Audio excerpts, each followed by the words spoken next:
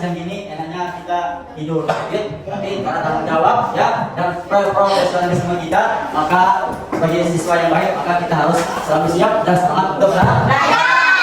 Supaya lebih semangat, mari kita nyanyikan lagu profil Belajar Pancasila. Belajar Pancasila, beriman dan bertakwa pada Tuhan yang esa dan berakhlak mulia dan berkiraan global, gotong royong mandiri, kreatif dan berprogram kritis. Selanjutnya Pak Guru akan mengajak kehadiran anak-anak.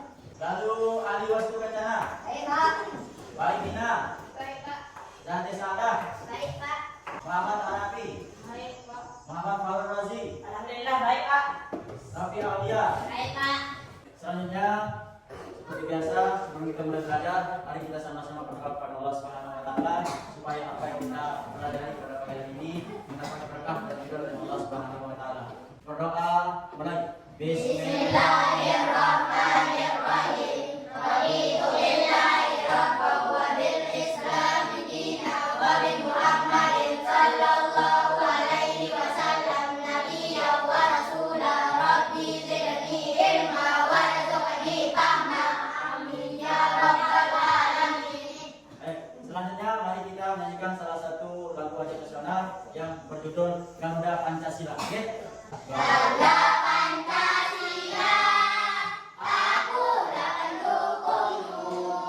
Patriot proklamasi, sedia berkorban untukmu. Hari ini kita akan memperdalam lagi ya, lebih dalam lagi pembahasan kita menyayangi anak yatim dan orang miskin. Selanjutnya Pak Guru akan menyampaikan tujuan pembelajaran kita pada pagi hari ini. Yang pertama, peserta didik mampu memahami makna dan isi kandungan daripada Al-Quran surah Al-Maun. Yang kedua, peserta didik mampu menunjukkan sikap peduli terhadap sesama dan sayang terhadap anak yatim dengan baik.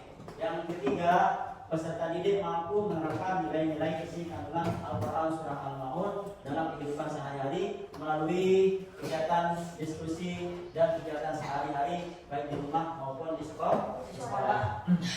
Selanjutnya, Pak Guru akan menanyakan pertanyaan otomatis pada kalian, apakah kalian pasti ingat pelajaran yang kemarin atau sudah lupa? Oke? Sekaligus persepsi kan? Silakan. Yang lain yang jawab ya, sekarang itu aja. Yang lain harus aktif semua. Minggu kemarin kita sudah bahas tentang anak yatim pada Al-Quran surah Al-Maun. Oke? Anak yatim itu anak yang kehilangan ibunya atau ayahnya? Sebagai makhluk sosial, apa yang seharusnya kita lakukan terhadap orang yang membutuhkan pertolongan atau contoh anak yatim dan orang miskin? Apa? Membantu, bagus. Yang lain? Dan betapa? Bantuan betapa? Makanan bisa. Apa? Tenaga bisa. Apa? Doa. Terus. Pakaian kalau bisa. Baik, yaitu pasal yang pada merupakan surah apa sih? Al-Maun. Surah Al-Maun. Ayat berapa? Ada berapa ayat surah Al-Maun itu? Ayat ada berapa ayat surah Al-Maun? Urutannya dalam Al-Quran surah berapa? 107. Al-Maun itu artinya? Adapun pendekatan yang akan kita gunakan atau gunakan pada pembelajaran pada pagi hari ini yaitu menggunakan discovery based learning, yaitu pendekatan yang memungkinkan siswa untuk mengembangkan pemahaman mereka tentang tema ini secara mendalam. Tema tentang menyayangi anak yatim. Bukan hanya melalui teori, tetapi dengan mengaitkan dengan kehidupan nyata dan ajaran agama. Makanya nanti di akhir pembelajaran nanti kita akan sama-sama mempraktikkan atau melihat simulasi bagaimana seharusnya kita bertindak, bagaimana cara kita menyayangi khususnya anak yatim dan orang miskin. Oke. Selanjutnya Pak Guru akan menampilkan sebuah video pembelajaran yang kaitannya dengan menyayangi anak yatim. Pak Guru harapkan kepada kalian semua untuk memperhatikan dan mendengarkan penjelasan daripada video pembelajaran yang akan Pak Guru putarkan, dan nanti setelah memutarkan video pembelajaran tersebut, Pak Guru akan suruh kalian untuk menganalisis, ya, untuk mencari pesan-pesan atau pokok-pokok yang ada dalam video tersebut. Silakan ditonton. Wabarakatuh. 7 keutamaan menyayangi anak yatim dalam Islam. Anak yatim menjadi salah satu perhatian kita. Ada banyak manfaat dan keutamaan menyayangi anak yatim yang mendatangkan banyak sekali manfaat untuk kehidupan kita. Kata yatim disebutkan sebanyak 23 kali dalam Al-Quran, yaitu 8 dalam bentuk tunggal, 14 dalam bentuk jamak, dan 1 dalam bentuk 2 dalam perumusan. Anak yatim adalah anak yang ditinggal meninggal ayahnya ketika belum dewasa. Sedangkan jika yang meninggal ibunya, anak tersebut disebut piatu. Al-Quran secara tegas mengatakan anak yatim adalah sosok yang harus dikasihi, dipelihara, dan diperhatikan. Allah berfirman tentang menyayangi anak yatim. Mereka bertanya kepadamu tentang anak yatim, katakanlah memperbaiki keadaan mereka adalah baik. Quran Surah Al-Baqarah ayat 220. Dalam hadits disebutkan bahwa yang dikatakan anak yatim itu adalah anak yang belum balik. Jika ia telah balik maka ia tidak lagi dikatakan anak yatim. Rasulullah Shallallahu Alaihi Wasallam bersabda, tidak lagi disebut yatim anak yang sudah bermimpi balik. Hadits riwayat Abu Daud dari Ali bin Abi Thalib. Sunan Abi Daud, Kitab Al-Wasyah nomor 2489. Dikutip dalam buku yang berjudul Dahsyatnya Doa Anak Yatim oleh Khalilur Rahman Al-Manfani tentang keutamaan mencintai anak yatim. 1. Meraih peluang menjadi teman Rasulullah Shallallahu Alaihi Wasallam di surga. Orang yang memelihara anak yatim akan masuk surga. Berdekatan dengan Rasulullah Shallallahu Alaihi Wasallam seperti dekatnya jari telunjuk dengan jari tengah. Saya dan orang yang mengasuh atau memelihara anak yatim akan berada di surga begini. Kemudian beliau mengisyaratkan dengan jari telunjuk dan jari tengah dan merenggangkannya sedikit. Hadits riwayat Bukhari, Tirmidzi, Abu Daud dan Ahmad dari Sahal bin Sa'ad. 2. Pengasuh anak yatim dijamin masuk surga. Kalaupun memelihara anak yatim tidak dapat menjadi teman Rasulullah di surga karena mungkin tidak memenuhi persyaratan ideal, ia akan tetap dijamin masuk surga. Rasulullah Shallallahu Alaihi Wasallam bersabda, orang yang memelihara anak yatim di kalangan umat muslimin, memberikannya makan dan minum, pasti Allah akan masukkan ke dalam surga kecuali ia melakukan dosa yang tidak bisa diampuni. Hadits riwayat Tirmidzi dari Ibnu Abbas. 3. Mendapat predikat abror, saleh atau taat kepada Allah. Keutamaan menyetujui anak yatim dan memberi makan anak yatim dan orang miskin merupakan tanda orang-orang yang abror. Sesungguhnya orang-orang yang berbuat kebajikan abror minum dari gelas berisi minuman yang campurannya adalah air kafur, yaitu mata air dalam surga yang diminum oleh hamba-hamba Allah dan mereka dapat memancarkannya dengan sebaik-baiknya. Mereka menunaikan nazar dan takut akan suatu hari yang nazarnya merata di mana-mana. Dan mereka memberikan makanan yang disukainya kepada orang miskin, anak yatim dan orang yang ditawan. Quran Surah Al-Insan ayat 5-6. 4. Memperoleh pertolongan dari Allah Subhanahu wa Ta'ala. Menolong anak-anak yatim dalam berbagai bentuk kepedulian nyata merupakan ibadah yang akan mendatangkan pertolongan Allah. Barang siapa yang menghilangkan kesusahan orang mukmin di dunia, maka Allah akan menghilangkan kesusahannya di dunia dan akhirat. Barang siapa yang meringankan kesulitan orang mukmin di dunia, maka Allah akan meringankan kesulitannya di dunia dan akhirat. Dan barang siapa yang menutupi aib orang muslim, maka Allah akan menutupi aibnya di akhirat. Allah akan menolong hambanya selama hamba itu menolong saudaranya. Hadits riwayat Muslim dan Ashabus Sunan dari Abu Hurairah. 5. Menghindarkan dari sisa akhirat. Memelihara atau mengasuh anak yatim adalah kewajiban yang dengan tegas Allah perintahkan melalui ayatnya dan sabda Rasulnya.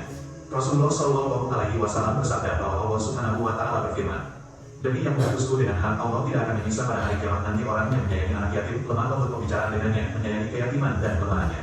Hadits riwayat Tabrani dari Abu Hurairah. 6. Investasi amal untuk akhirat. Manfaat menyayangi anak yatim salah satunya adalah investasi amal di akhirat. Rasulullah Shallallahu Alaihi Wasallam bersabda, jika manusia mati maka terputuslah amalnya kecuali 3 perkara: sedekah jariah, ilmu yang bermanfaat, dan anak saleh yang selalu mendoakannya. Hadits riwayat Muslim dari Abu Hurairah. 7. Menggapai keberuntungan dan menjadi yang terbaik. Hadits riwayat Muslim, Tirmidzi dan Abu Daud dari Abu Mas'ud. Dikutip dalam www.nu.org.id, Ketua Pimpinan Cabang Muslimat NU Kota Semarang, Jawa Tengah Haji Muslimatin Jatmiko mengatakan, setiap anak tidak bisa memilih dilahirkan dalam seperti kondisi apa. Tidak ada yang bisa meminta untuk dilahirkan dengan kondisi orang tua lengkap atau justru tanpa orang tua. Dengan memuliakan anak yatim, setidaknya kita akan mendapat 7 keutamaan besar, antara lain dekat dengan Rasulullah di surga, menggunakan hati yang keras, terpenuhinya kebutuhan hidup, dan memperoleh perlindungan di hari kiamat. Wallahu a'lam. Nah, itu tadi video pembelajaran tentang hikmah, ya, atau manfaat daripada kita menyayangi atau menyantuni anak yatim. Salah satunya tadi dijelaskan di sana bahwa Nabi Muhammad bersabda dan mencontohkan bahwa dia bersama anak yatim seperti ini. Artinya tidak ada pemisah. Kenapa? Karena Nabi atau Rasul kita Nabi Muhammad itu adalah seorang yang juga lahir tanpa seorang ayah. Artinya dia juga dilahirkan dalam keadaan yatim. Berapa umur beliau dalam kandungan? 6 bulan. Nabi tidak pernah melihat wajah daripada bapaknya. Siapa nama bapak Nabi? Abdullah. Baik, sudah paham ya? Ada pemahaman yang bisa kalian ambil dari pembelajaran tadi? Ada. Ya, baik. Sekarang Pak Guru akan menugaskan kalian yang untuk mencari, ya. Ada 3 kelompok ya. Kelompok 1, 2, 3. Sekarang kelompok 1 mencari dalil Al-Quran, ya, yang berkaitan dengan menyayangi anak yatim. Kemudian kelompok 2, mencari dalil hadis atau sabda Nabi yang berkaitan dengan menyayangi anak yatim. Kemudian kelompok 3, mencari atau menuliskan apa saja yang bisa kita perbuat atau lakukan untuk dalam rangka menyayangi anak yatim. Oke, silakan semuanya bekerja, jangan hanya satu orang saja yang bekerja. Silakan.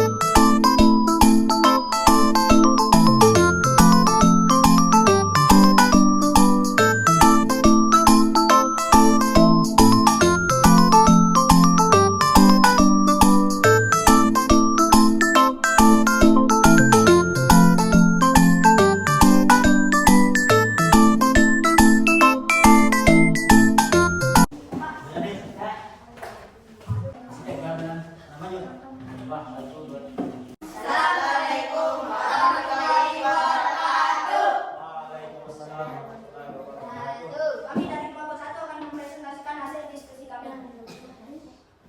Ayat Al-Quran yang berkaitan dengan anak yatim.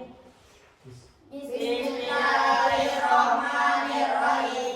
Ara'aital ladzi yukadzibu bid-din, fadzalikal ladzi yad'ul yatim, wa la yahuddu 'ala ta'amil miskin, fawailul lil musallin, alladzina hum 'an shalatihim sahun, alladzina hum yura'una wa yamna'unal ma'un.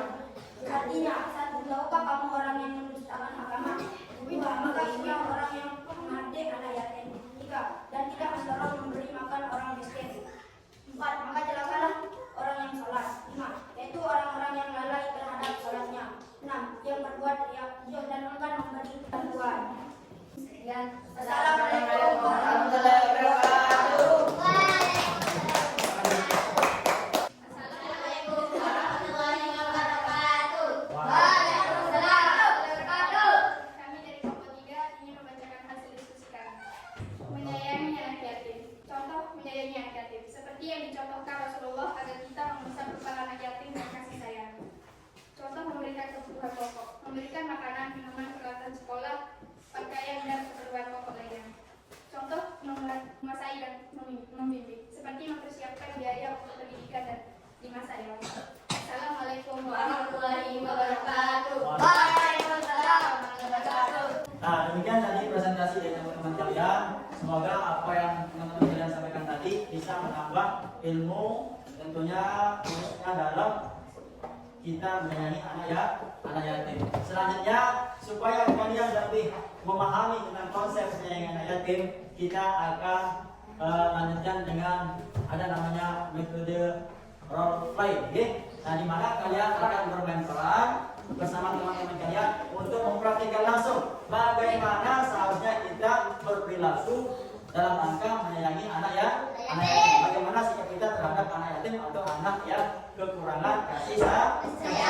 Caranya nanti bermain peran masing-masing kelompok. Ada yang berperan sebagai anak yatim, kemudian ada nanti yang berperan sebagai teman yang akan memberikan nasihat atau kasih sayang, baik itu dalam bentuk langsung atau doa atau dukungan melalui perkataan, gitu. Nah, sekarang 3 kelompok. Nah, sekarang Pak Guru akan bagikan ya KPD atau tugas pada kalian, yaitu namanya role play, okay? Bermain peran bersama teman-teman kalian. Sudah siap? Nah, caranya di sini 1 siswa berperan sebagai anak yatim, kemudian ada teman sebaya, ya, seorang teman yang berusaha memberikan dukungan emosional. Silakan didiskusikan dulu, nanti di depan kita perannya, ya.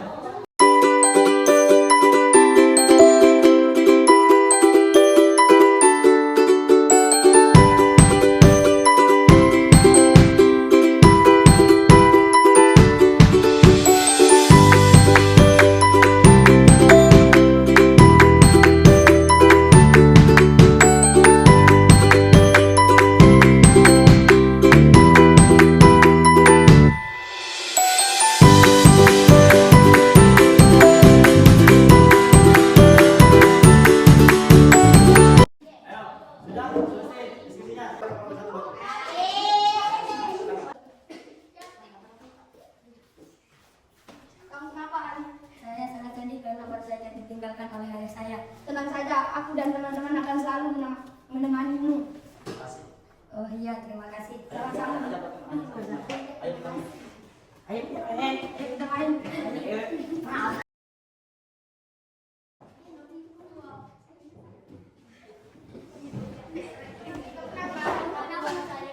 Sesosok ayah, tenang saja, kami akan selalu menemanimu. Terima kasih. Kita main, ikut main ayah. Nanti kenapa kamu tidak menulis? Saya nggak punya alat tulis. Ini aku tidak. Nah, baik. Nah, jadi setelah kalian mengikuti role tadi, apakah kalian senang dengan metode seperti itu? Senang. Apa senang? Karena bisa dapat menolong teman. Nah, bagus. Karena kita dapat mengetahui bagaimana caranya kita memahami anak ya. Nah, baik. Apa pelajaran yang bisa kita ambil daripada pelajaran pada pagi hari ini? Menyayangi yatim, bagus. Lain. Oh, yatim. Bisa tahu Pembelajarannya bagus. Nah, jadi kesimpulan, dari kesimpulan nanti, kesimpulan pelajaran kita pada pagi hari ini yaitu kita dalam kehidupan sosial ini tidak bisa hidup sendiri. Mungkin namanya juga manusia itu adalah makhluk sosial, tidak bisa kita hidup sendiri. Nah, pesannya adalah terhadap orang yang kurang beruntung kita harus lebih peka, terutama terhadap anak yatim dan orang miskin. Kita harus membantu mereka dengan kemampuan kita. Dengan kemampuan kita bisa kita punya rezeki yang lebih, kita bantu dengan rezeki seperti contoh uang. Alat tulis boleh. Dan jangan suka mengecilkan anak yatim seperti diperhatikan tadi ya. Jangan hanya bermain sendiri. Melihat anak yatim harus kalian peka. Kenapa? Karena sekali lagi anak yatim itu adalah anak yang kekurangan kasih sayang. Ajaklah kalian bergaul anak yatim tersebut, dan kalau ada makanan atau tulis tadi seperti dikatakan, silakan berbagi kalau memang anak yatim itu kekurangan. Nah, sebelum kita akhiri pembelajaran kita pada pagi hari ini, untuk tugas di rumah, silakan akan bagikan LKPD atau lembar kerja peserta didik untuk nanti kalian kerjakan di rumah, dan dikumpulkan pada pertemuan yang akan datang. Silakan.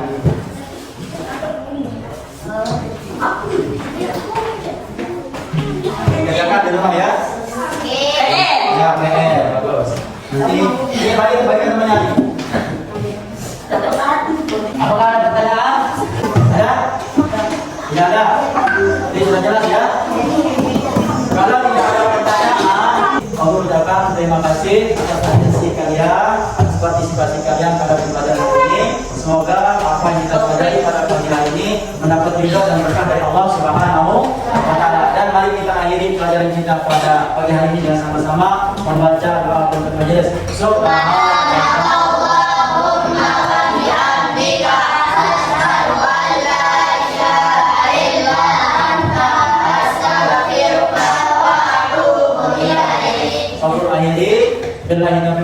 Assalamualaikum warahmatullahi wabarakatuh.